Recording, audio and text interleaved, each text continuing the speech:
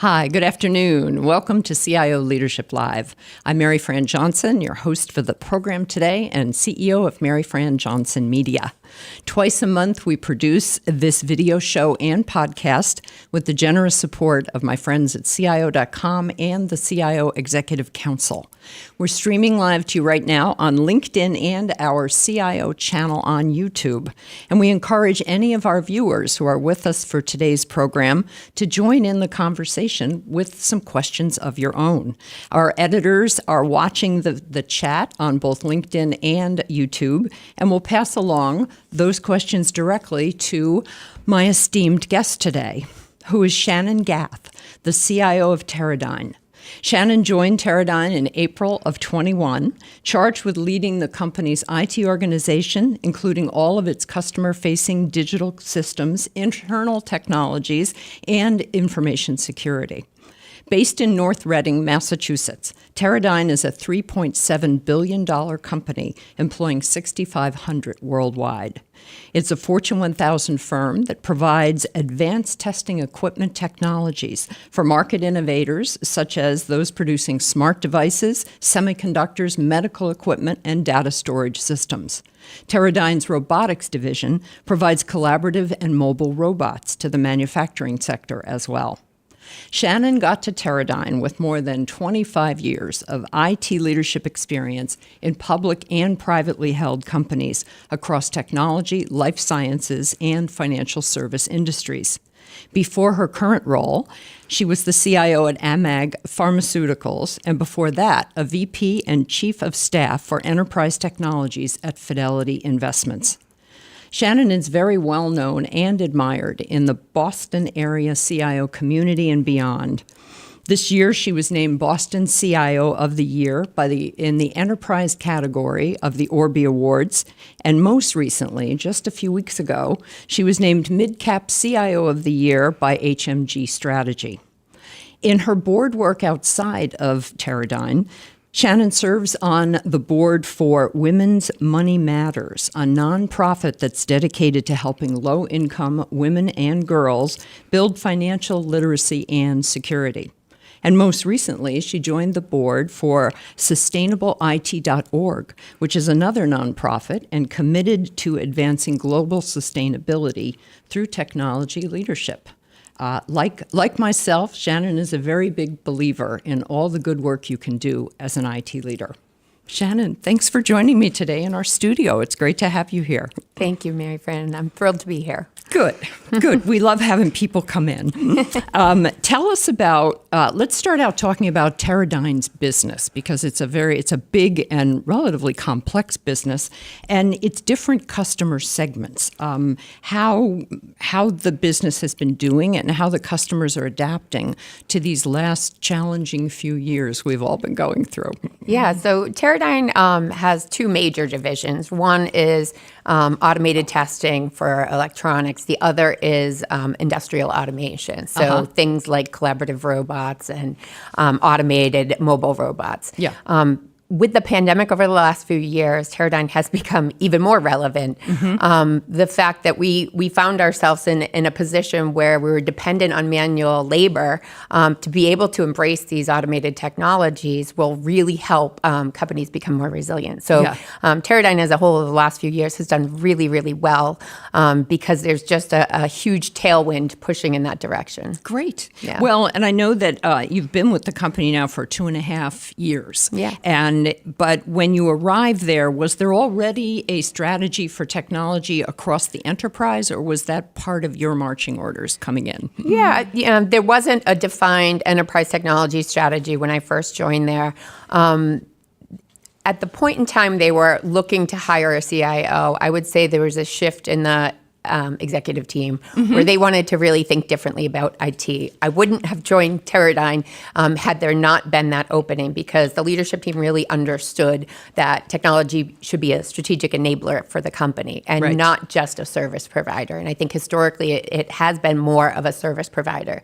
So with me coming in, I brought that experience with me, and they really embraced me as part of the leadership team to really drive in a new direction. And with the leadership team, team, we were able to build a multi-year enterprise tech strategy based on all the different business areas underneath the Teradyne umbrella, so that we knew for every dollar we had to spend on technology, we were fully aligned on what's the best way to get there.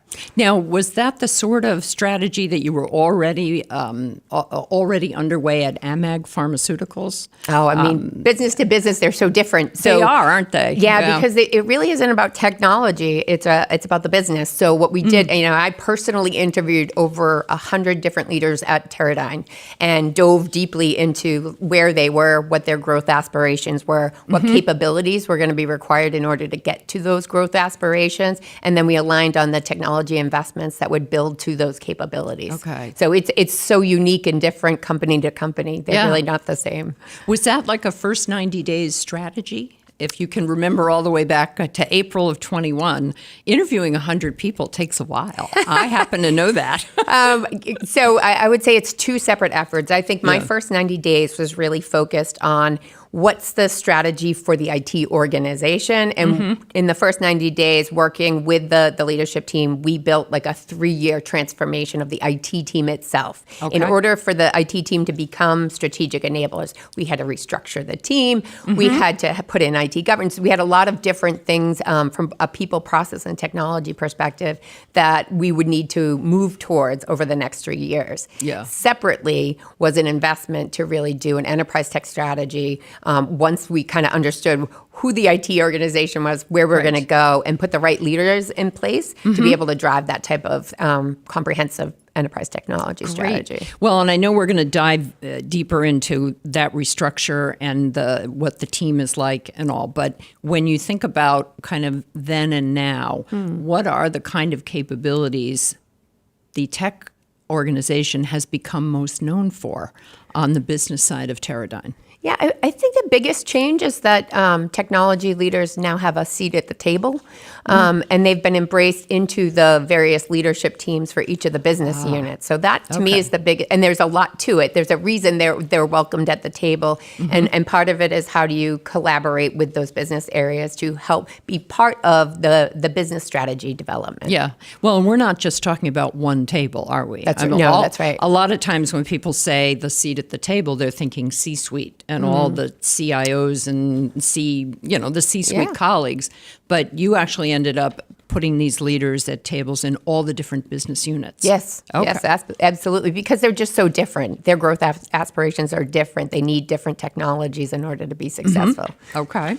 Let's see. I mentioned earlier, I said something about your marching orders coming in. And obviously you've had it underway now for 2+ years, but was there something very specific that the leadership wanted to see out of it? It's great to have an enabled strategic thinking tech organization, Yep. but that sounds almost esoteric when you think about the day-to-day ways that business runs. Yeah, I think there was a understanding that technology can drive competitive advantage. Yes. And then I think they were looking for a leader that came with that experience to help build that in parallel with the rest of the team. Okay. Yeah. Let me ask you about not digital transformation, because as you know, when we talked earlier, you pointed out that has become such a hackneyed phrase. But I have taken to asking CIOs, what does digital business mean in your particular industry? I mean, we're all online and everybody's using various digital products, but is there anything amazingly different now about the way digital business is running at Teradyne, or a direction that you're heading in? Yeah, I just think for the most part, we are looking for robust, scalable, flexible solutions that are going to scale with the company and unlock, revenue for growth, address risk across the board, and all of that becomes a digital transformation at the end of the day. But it's very specific and early benefits driven. Okay. Can you give me an example of something that very specifically brought about a benefit? So I would say our journey moving towards sort of a global one cloud ERP is going to be the biggest one that I'm going to see in my tenure. I can't imagine anything much bigger than that, because you can think of all the financial, the operations groups, all of their business processes are grounded in this single platform. Yes. That will be probably our biggest transformation. How many platforms are you going to have to meld together on this? There are 4. Well, you're lucky. I've actually talked with some who have said, well, let me see, we have 14 different ERP systems. Because Teradyne is big. You've got 6,500 people around the world. Right. You could end up with a whole lot of small divisions running their own financial systems on a different platform and that sort of thing. Yeah. Do you feel lucky that it's only 4? Or yes. No. Yes. No. I'm not bored. No, I imagine not. Now, do you appoint let's talk about how you approach finding and arriving at a global ERP platform. You're in the early stages of it now, so you're basically kind of sussing out what you need to do. Yeah, but I would say it started with the enterprise technology strategy, because it was very comprehensive, and we looked at everything, including current state assessment, like where did we have risk in all the capabilities across the company and the underlying platforms, and then figuring out what are the highest priority risk areas, and then putting investment towards that in our midterm planning. Okay. Yeah. All right. Excellent. You get out in the industry a good deal. I mean, even during the times of the pandemic, you've been on panels, you've done a lot of Zoom meetings, that sort of thing. What would you say are some of the common problems that you run into that your CIO peers are solving or are highest on their priority list? And it could be in your own industry, but it's more likely to be a mix of industries. Yeah, I mean, I think we all have the challenges of getting towards modern technology, but those are kind of table stakes for CIOs. I would say the most relevant one right now is generative AI. I recently went to the Rue Institute, which is, part of Northeastern, really doing deep dives with, I think it was 30 different CIOs from the Boston area, just trying to understand generative AI. Yes. And, as part of that engagement, they asked, all the CIOs, like, would you like to be on a panel? And I think all of us said no, because all of us are still in learning mode. We're trying to understand it. So I think the biggest challenge people are faced with, there's huge upside around productivity gains by leveraging that technology, but it comes with balancing the risk to the organization, and some of these technologies are still not mature yet. So really understanding that is key right now, because you want your organization and your company to benefit as much as possible from that. Go for a competitive advantage, but certainly not at the risk of hurting the company in some way. Well, yeah, and that's the thing about I can't remember the last time we saw this much positive buzz around a big new phenomenon like Gen AI. I'd love to say it was maybe blockchain, but I can remember trying to get CIOs to be from financial industries, especially, to come and be on a panel and talk about blockchain, and nobody would do it. Yeah. It was all like, no, we're playing with it in the lab, but it's a technology looking for a reason to be. And when you and I talked about this earlier, you said you thought that one of the reasons behind this big, huge buzz was the natural language capabilities of these AI systems. Right. What came out of the Rue Institute discussion that you had with the other CIOs? I know everybody's in learning mode, but were there any aha moments around that where you thought, yes, that could be useful to us? Well, I'll start by saying, I've certainly been in organizations where we're looking at blockchain and things like that. But there's a limited amount of people that benefit from that. And certainly some industries benefit from it more than anything. Yeah. But generative AI, everybody benefits from. But I think the big takeaway for me from the Rue Institute was more that generative AI is not magic. That's a good point. And if you think it's magic, that's probably a problem. But it's just software at the end of the day. And sure, it's a little more complicated in the architecture, so it's having some early challenges. But my take on it is your vendors that learn how to leverage generative AI in meaningful ways for their customers and protect them are going to be the ones that win. And I think what CIOs should be doing right now is when you make product decisions right now, it should be also evaluating that vendor on whether or not they're in it for the long term and whether or not they're going to have that level of engagement and openness with you to help them communicate to you, like how do they air gap your company from having some sort of risk associated with data or anything else that could hurt the company. That's a great point. That is a great point. How are you approaching, and you don't have to name names on the vendors, but how are you approaching these kind of discussions? Is it essentially an extended discussion about the advanced data enterprise data strategy, or is it always like a separate box for the Gen AI stuff? Well, I would say there's a huge appetite by all groups across our company around generative AI and what it can do for their team. So we actually have organically built a cross-functional team of people that are, basically the steering committee of that, making sure we have strong policies in place, and then also making sure we're sharing learnings from other areas, something that worked really well in one space, sharing it with another area of the company that they could embrace it in a similar fashion. So there's a lot of community sharing across the groups, which I think is very, very helpful. And I think the mindset that we have is not shutting it all down until we figure it out. Yeah. It's, how do you take some level of risk with precaution to allow some level of the productivity gains with managing the risks, so to speak. But one of the companies that Microsoft branded Copilot. And what I like about that branding is it's not meant to not have a human involved with it, right? It shouldn't be just something that runs off on its own.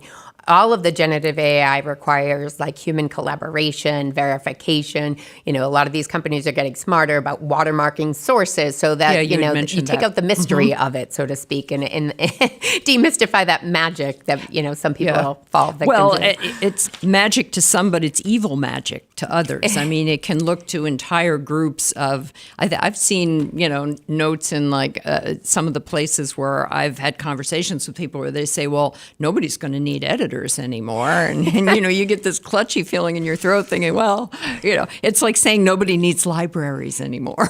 Well, I would say if sitting in the CIO seat, one of the things that we always deal with in terms of cyber risk is phishing campaigns. Yes. That's a big risk to every organization. Example. And now the capabilities of ChatGPT, where it used to be you could see an email was misspelled and it didn't seem right, that it was clearly phishing. Yeah. It's becoming harder and harder to detect that. Oh.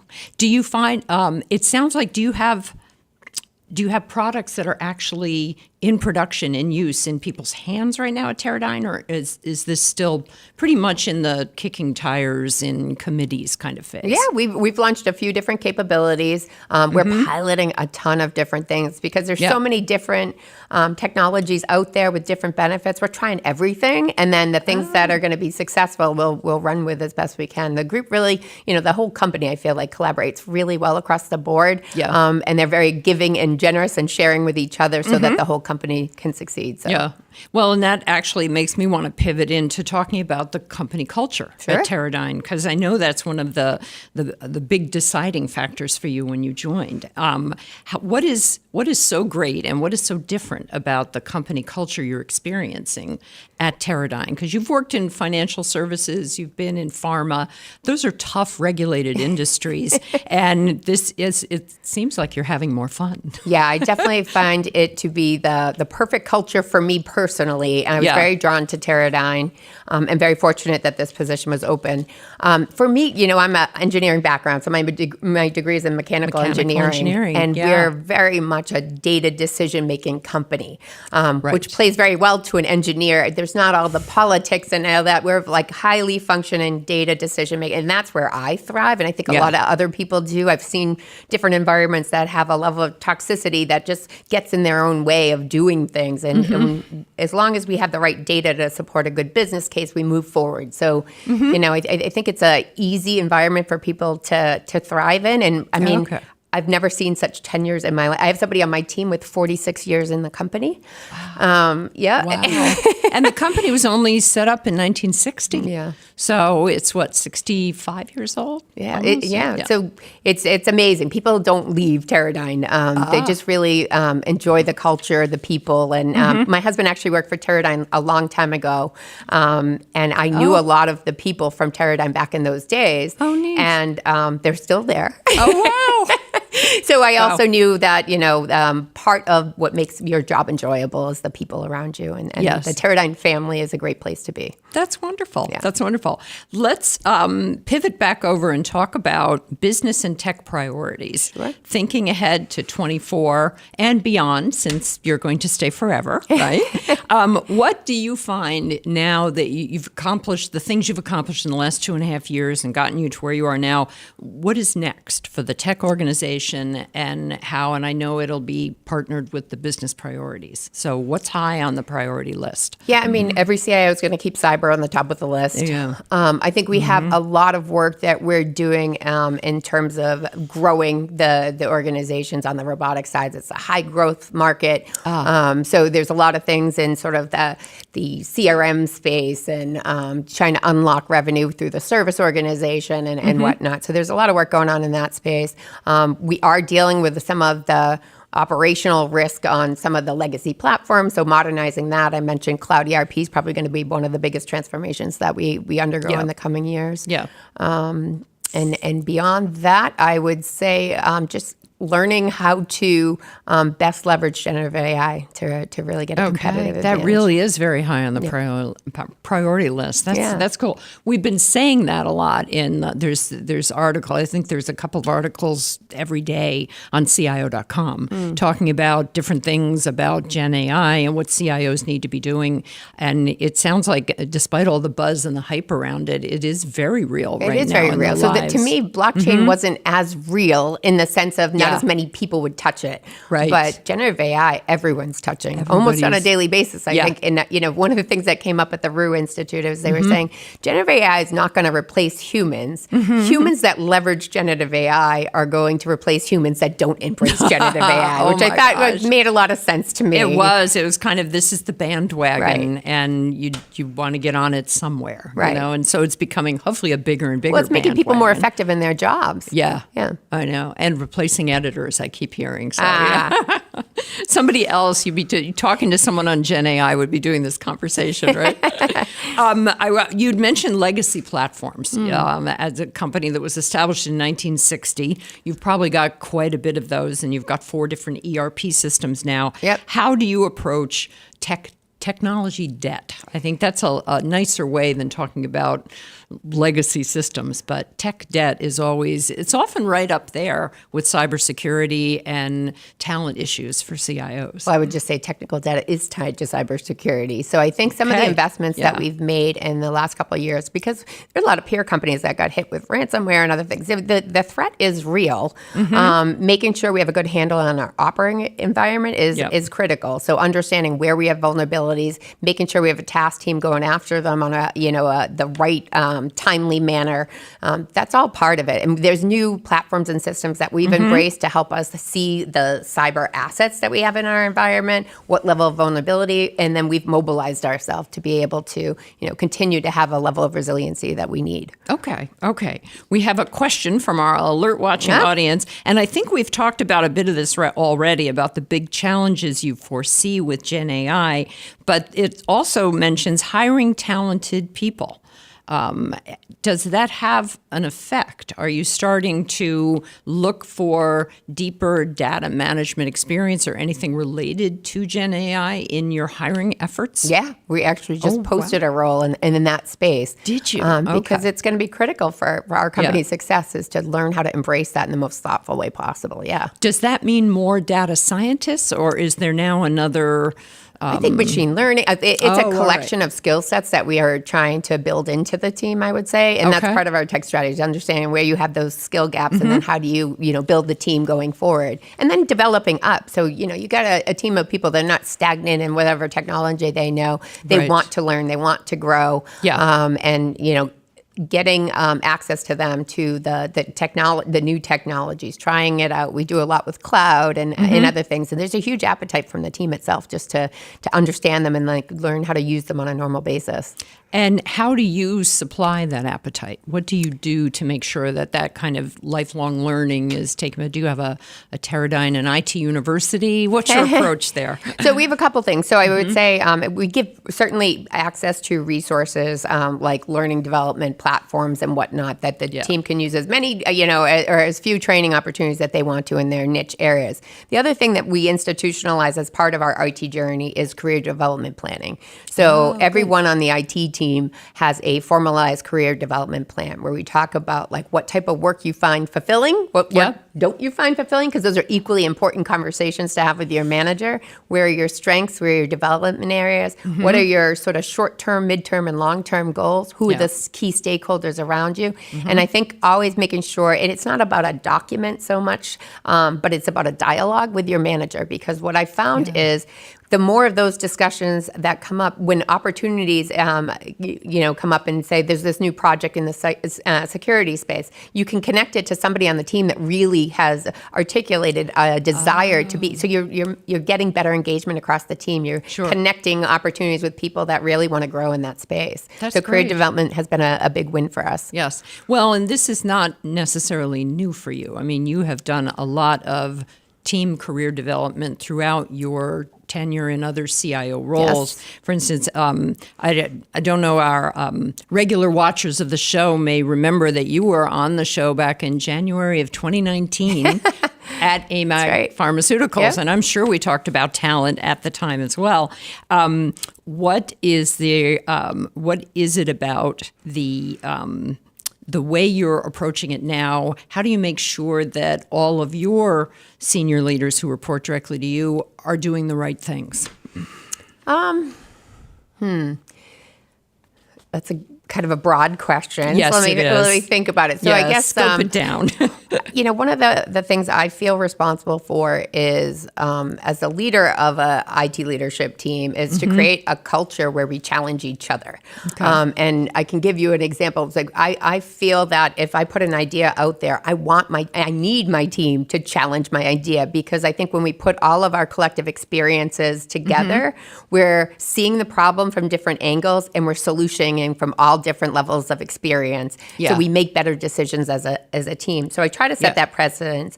When I take a new role, 6 months into it, I usually have HR come in and facilitate a conversation where it's a tough day for me. I leave the room and they talk about, Shannon's leadership style, because every team is different. Yes. And it's like, what would you start, stop, or continue with her style, so that I understand what the team needs. And I can tell you, I've been in two different organizations. One was saying we need more informal time together, and one was saying, okay, too much informal time. So it is very different. Enough with the bowling parties and the pizza, right? Like I got family to go to. So it's very different, and each team feels support in different ways. They feel support. So understanding what type of support they need from me in my role is really important. So I have to show that I'm listening and open to feedback as much as I expect them to be open to feedback. Yeah, I talked with another CIO a couple of shows ago, and he had the surprising discovery from one of those CIO out of the room kind of conversations that everybody felt that somehow that they needed to support his idea in some ways so that he didn't actually realize they were supporting it. It was almost like a remote sucking up problem that he was running in with, like great idea boss. It came under that. So that can be really difficult. Because he said he would put his ideas out there and ask the team to shoot them down, and they weren't using real bullets. Oh, interesting. I guess. So it's hard to do that. Because you're essentially in the bubble with everybody watching.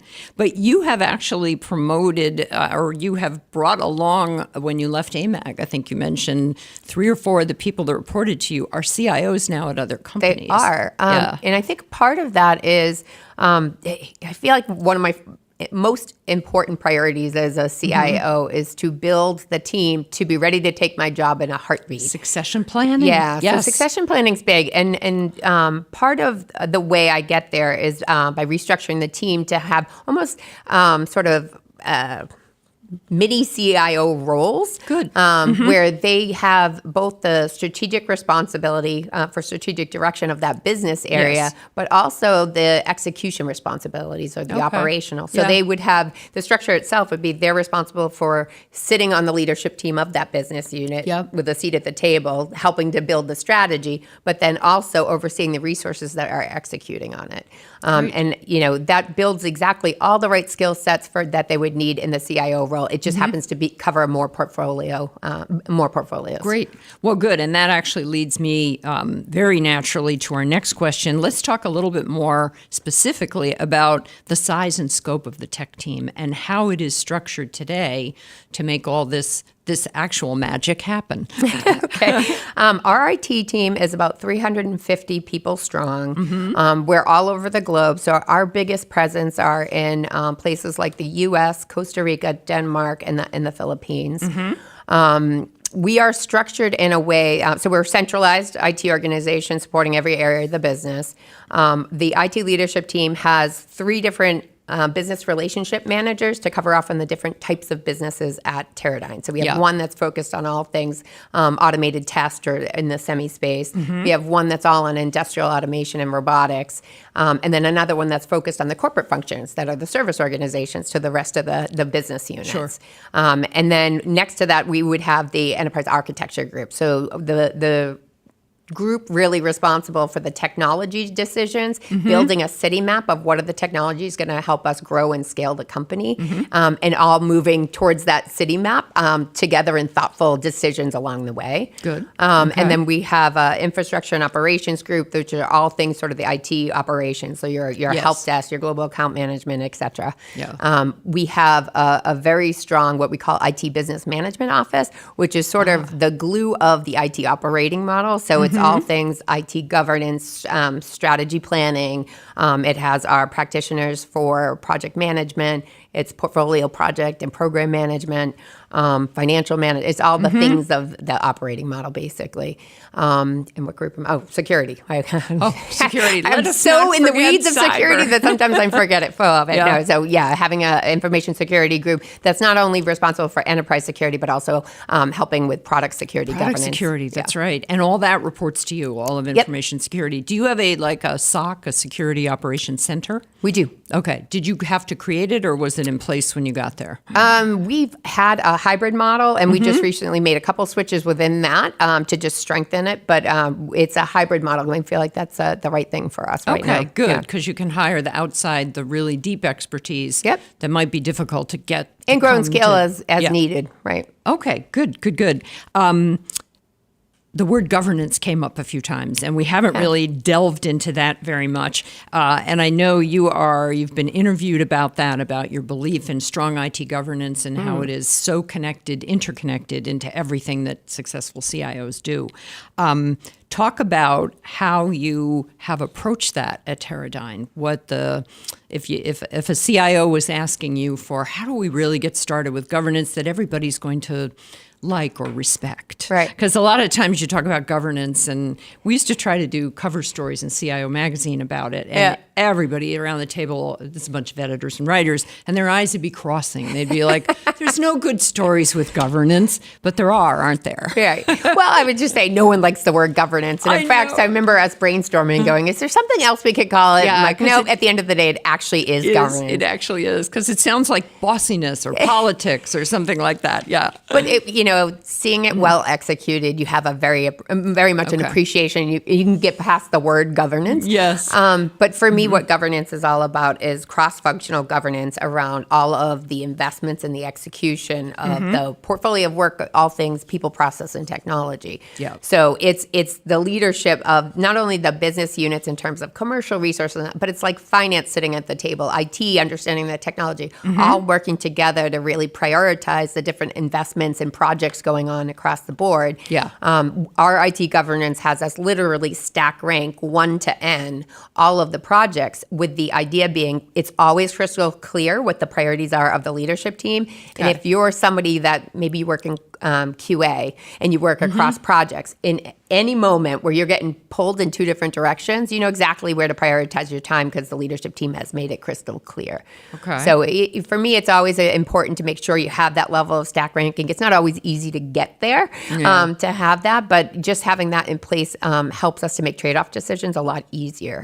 When times get tough and your finances go, well, okay, what's most important? And then things above and below the line are just easier decisions to be made so you can make decisions quicker and move faster. What are some of the key questions that when you're stack ranking, what are the questions you're answering as you're considering different projects? Yeah, so I think it's all about quantified benefits. Okay. And we try to always have an apples comparison. That's on another these tough one, quantifying benefits. It is hard. Yeah. And what we do is make sure each one of those investments have a named business sponsor. That's going to own what those quantified benefits are. And the job of like a PMO or a business management office is to not only frame those up to do the comparison, but on the other side of that, once it's executed, go back and measure, did you actually deliver on those benefits or not? And with a named sponsor responsible for delivering on it. So that model seems to work pretty well in terms of transparency and accountability. And we focus on, basically whether or not it's a growth-oriented project, efficiency, or a risk project. That's usually our big categories. How do you handle it as the CIO? Because at some point, governance always gets a little politicized, where somebody in the company wants their project higher on the stack. So I'm sure you have a way to deal with that. How do you approach that? Well, I guess that's why I love the Teradyne culture so well, because I know how important it is for me to be successful in this role is to have effective governance. And when you are a data decision-making company, things like that becomes a lot easier, right? And you can get there faster. So I do think our culture and our environment plays very well to having effective governance in place. That's nice. You probably have a lot of scientists in the company. A lot of scientists, a lot of engineers. Yes. And they are very logical and data-driven. So you're lucky. They speak my language. Yeah, they do, don't they? I know, the mechanical engineering language, let me see. We have some questions from our audience. Sure. And this one, this is up to you, but could you be more specific about one Gen AI app, or back to Gen AI, that is in production and either generating revenue or offering proven efficiencies? Maybe answering some of those stack questions on the way governance is done. Is there anything, and if you have to pass on it, understood. No, I would say I could answer in a couple. So the ones that are most beneficial to me right now are buried in our security products that are keeping our company safe right now. Oh, that's very good then. Yeah. I mean, doing threat intelligence and things like that are all built into our operating model because our vendors that we rely on for our security controls have built it into their products. So that is very, very relevant for me personally. And when I think about the broader organization, there are offerings like Bing Enterprise, which is probably at this stage not as mature as a ChatGPT, but it's air gap. So employees can use that on a day-to-day basis without worrying about major risk for IP or anything like that. So, So that's it. So it may not be actually generating revenue, but it's avoiding damage. Yes. Which it'll can be a lot more important. Right. But it's tapping into the brains and the productivity of our team members across Teradyne. Yes. So. Are you finding when you have those conversations now with your different vendors, are there new or different questions you're asking them to make sure that they're on top of all of this? I mean, I know that vendor management is a huge part of being a very effective CIO. Yeah, I mean, I think our our list of security questions has grown. Okay. I would say that's probably the biggest change. Outside of that, I would say understanding their product roadmaps and understanding how they plan to leverage that and also protect us. So I think those are the two areas where I dive a little more deeply with the vendors. And are you able to share your product roadmap, where things are going? And are you able to be as open with the vendors as you're asking for, I guess? Yeah, I mean, we all sign NDAs and whatnot. So I think I look at our vendors as strategic partners across the board. So we only both benefit by having an open dialogue. Yes. Another question, and this is a bigger, broader one as well, and at least it's not Gen AI, so we'll take a break from that. How is the economy and capital constraints affecting your technology project priorities? Or is it affecting it? Because I know the company is doing really well, so that may not be as much a front and center concern. I mean, in terms of our revenue projections of the company, it is, dependent on the semi industry and consumer. So half of the electronics out there has been tested by a Teradyne tester. So as that market grows, so does Teradyne. So I think that's great. I think there's also on the robotics side, it depends on the level of investment on the different applications. So we use a lot of collaborative robots in different applications like that humans don't want to be as close to anymore, like welding. So as more and more companies embrace automation and we make it easier for them to do that, we see high growth on the other side of that. Okay, so you have not seen any kind of a dampening factor on any of the project. That's why I think I always ask about priority lists and what things are moving up or down on the list. It doesn't sound like a lot has moved down on your list. Not a lot, but I mean, we're our leadership team are great financial stewards of the company, and we know how to be very conservative and not overspend. We're not a company that has had to release a number of employees because we built the team. Because you say so many technology companies have done that. We're much more conservative. We, try to play the long game and make sure that we're very thoughtful and conservative financially. So okay, all right. Good answer. Let's pivot over and talk about the priorities at the C-suite and the board level. Two of them that you and I talked about were the ESG, environmental, societal, and governance policies, and then diversity and inclusion issues, which I know have always been very close to your own heart. So let's start with the in the DEI space first. I never like to drag out the numbers about, when you look at the numbers of like science graduates, women are always losing those numbers. So when you think about that and approach it, what are you doing at Teradyne? How is the company addressing it? And what gives you optimism and hope for a future where we don't have to have conversations about, getting more women into IT, that sort of thing. And I would say one of the things that drew me to Teradyne is their numbers weren't where they wanted them to be in terms of gender. And they were saying so. And it's a priority for them. So, they've taken a lot of really intelligent decisions to drive better representation across the company. One of the things they did is bring in McKinsey to educate the leadership team. I think we had over 100 people go through a 3-month program and really understanding the problem that exists that's systematic and preventing women from being more representative in different levels of the job architecture. That's quite a commitment, a 3-month program. It was a huge commitment. Yeah. But, I think what I appreciated, especially on the other side of it, was that you have all these engineers. They now understand the problem, and now you got a huge workforce all aimed at solutioning for it, which is incredible. And I was one of the people that was on a task force to say, okay, based on all the things that we've learned and what the problems are, if you look at mentorship and sponsorship, how could we use that to help grow our representation, retain the talent that we do have, et cetera, and grow our female population and beyond, and, underrepresented groups. And, our task force did internal research, asking all the different internal research on like what worked well or what people think. And then we did external research. So I actually was part of the team that went out and interviewed some of the companies in the Boston area that are leading the charge in DEI. And one of the companies had this fantastic idea. They had been doing this for 5 years, but it was mentorship circles. And it was like a light bulb went off for us when we had this conversation, because I've done mentorship, like formal programs. I had such a bad experience, and I'm sure it's different program to program. But the one-on-one matchup wasn't right for us. And then you're like, oh, I got to go through this for 6 months, and I I can't speak up and say, please give me another mentor. I don't like this one. Yeah, exactly. What are you going to do?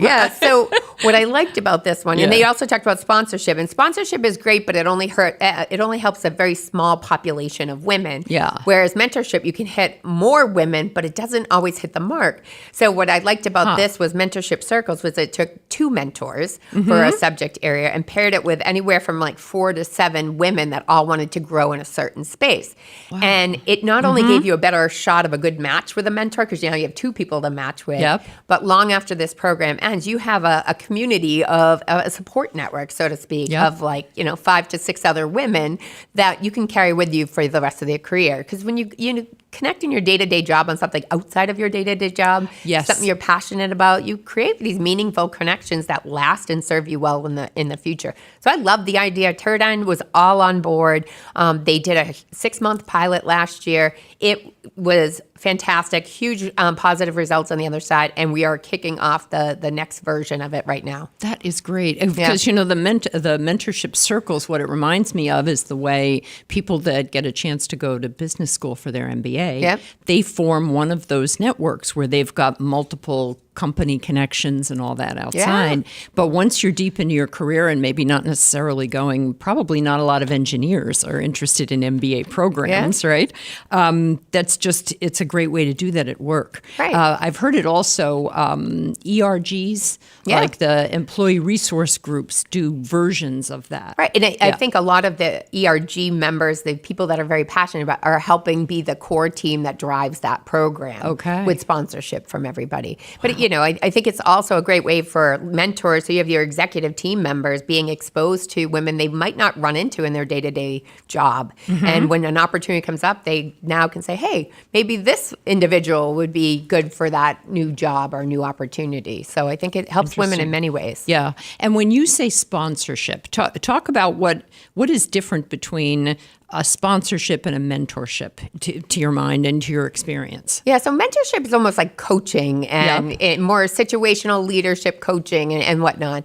I would say sponsorship is more like opening doors for people, saying, I'm going to put my name and reputation on helping, Susan, connect to this person that I know in my network and kind of opening doors and helping them It's very specifically helping them in their career by putting their name in and saying, I vouch for this person. That's sponsorship. And that should be what comes out of mentorship relationships. I think it naturally does, in the end of it.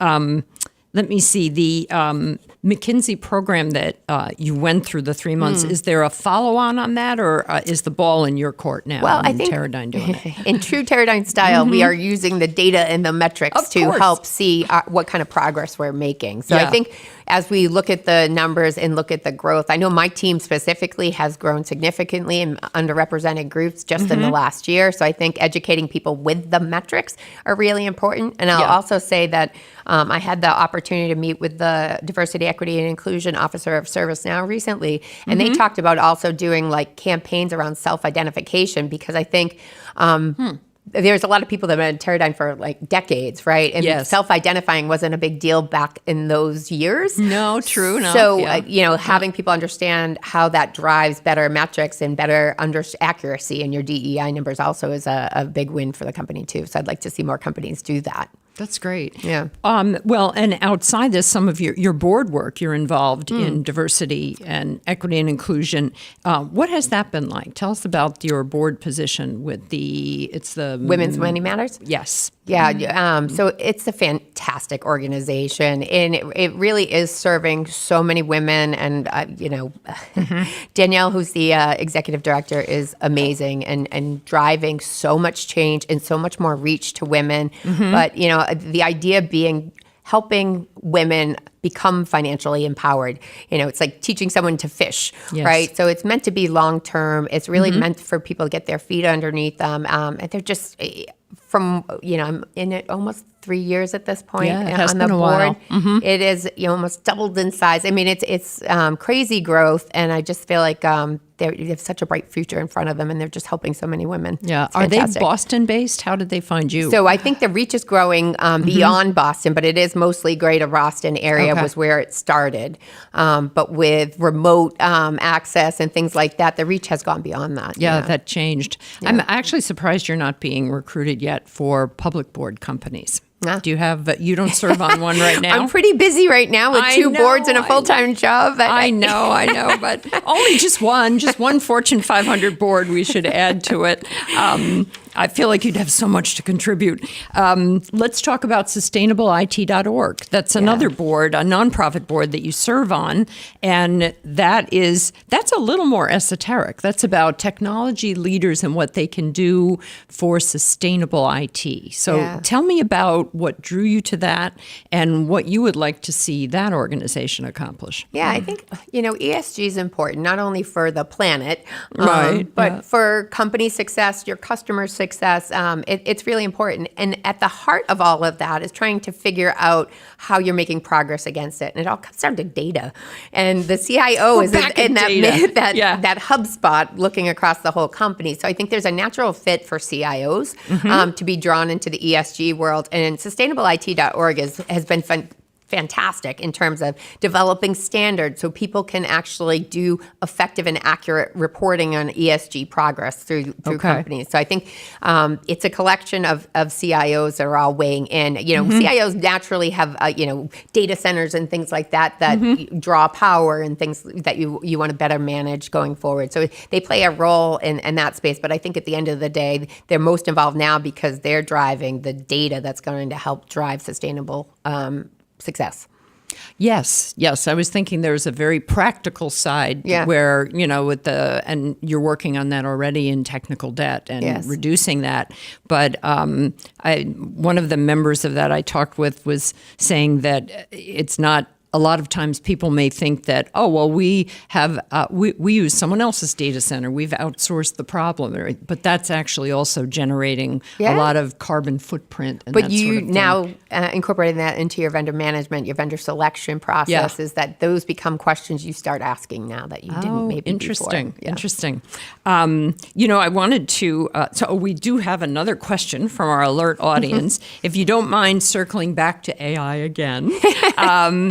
You had mentioned that one of the areas where you're seeing real success and are optimistic about in cyber with AI and Gen AI built in, but where beyond the cybersecurity realm are AI capabilities most important for Teradyne and for your tech strategy? Yeah, I would say that the space where it's low risk, early benefit is probably on the service organization. So, whether you have products out in the field, the service organization can build in AI capabilities for search in a natural language type of fashion fairly easily with almost no risk to it. So I'd say standing that up is short-term kind of goals for, I would think, most companies. All right, good. Yeah. And I know when we were talking about talent, and you mentioned it, and then we skated forward with some other questions, but it was about the skills that you're seeking most of now. What are your biggest needs in talent? And if they happen to be some incredibly talented folks in that realm listening to us now, what kind of skill sets and what sort of levels are you looking for right now to hire? Well, I would say I've always looked at talent in terms of hiring athletes. So I want someone, because technology moves so fast, I want somebody that can adapt, change, a constant learner, but specifically skill gaps in the data science space and AI, machine learning, all of those are very relevant, and building those into the team are going to set the team up for success. Okay. And when you say athletes, you don't mean engineers who take part in, 5K races. You don't necessarily mean engineering athletes. Yeah, no, I definitely do not. I mean, that helps with leadership capabilities maybe, sure, but that could be great. But just, people that can flex and adjust and, no matter what situation you put them in, they can adapt to it and take the solid leadership skills and apply it to whatever situation they're in or whatever role they're in. Okay, good. Final question, and didn't I tell you this hour would fly by?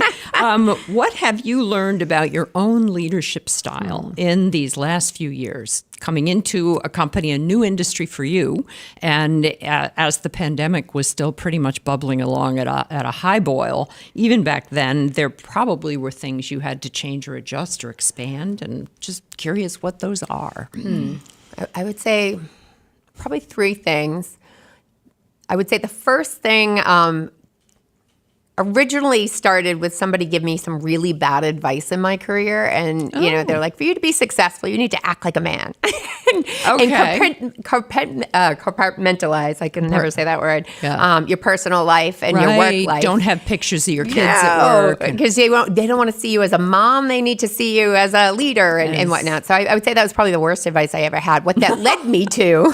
That's a great question. I'm going to add that to my question list from now on. What's the worst advice you ever got? Yeah. And that was like, take up room in a conference room. And I was like, that's not me. So, I'll pass on that. But what I would say is, for me, it was, learning to show up as your authentic self. Say what you mean what you say, and do what you say you're going to do. And there's a level of credibility that comes with that. And there's a level of trust that you build pretty easily with people if that's how you operate. And I feel like trust accelerates success. And that's critical. I would say the second thing is a continuous learner. Technology moves fast. You can't be successful in this role if you're stuck back in a decade ago.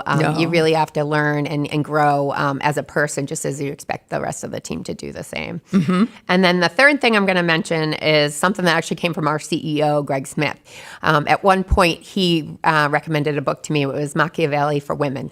And, it was one of those books you just couldn't put down. But it also talked about the unique challenges that women face in the workforce. And it's something that I continue to, sort of broadcast to other women. I found it very helpful in my own life, whether it's women almost need to negotiate a little differently and whatnot. Yes. I think it was kind of taking a realistic look at the world and how to be successful. So, I love that book. And if others are out there, men, women, I highly recommend reading it. Well, especially for male leaders who would like to get the women leaders on their team to step up more. Send everybody a Kindle version of it or something, absolutely. Right? Wow, you won't regret it. I have. How long ago has it been? How long has it been around? I've never heard of this one. No, don't even know. Yeah, I remember years ago when I was taking on my very first management jobs, and in publishing companies, there's not really any training or anything. You just get thrown into a role. And I remember reading a book called "Swim with the Dolphins," and it was more about women's leadership in terms of collaborating and kind of taking advantage of the natural abilities or tendencies women have to just get everybody getting along and that sort of thing. But that is not something I would have associated with Machiavelli. It's a fascinating read. I'll bet it is. Yes. It's absolutely going to be on my list coming up next. And I'll do one more check. There is another question. All right.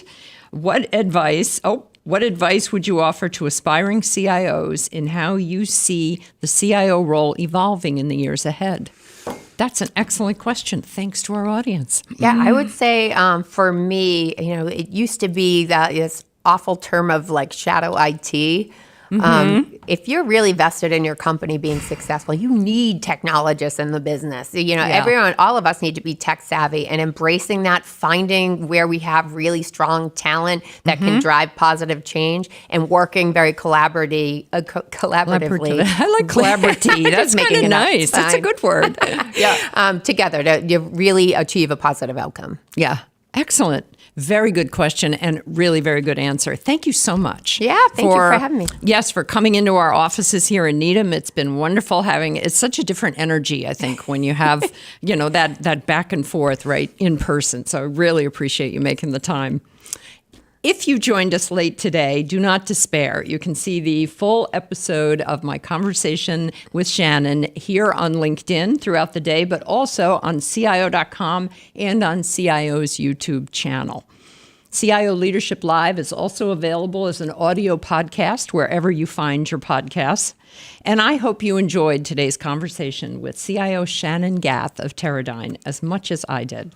We'll be back again in 2 weeks on Wednesday, October 11th at noon Eastern, when I'll be talking with Matt Lasmanis, who is the Chief Technology and Innovation Officer at Sage Therapeutics, a brain health biotech company.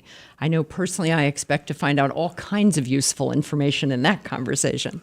Thanks so much for tuning in today, and a special thanks to our half a dozen very active audience members who helped us in the conversation by sending along some great questions of your own.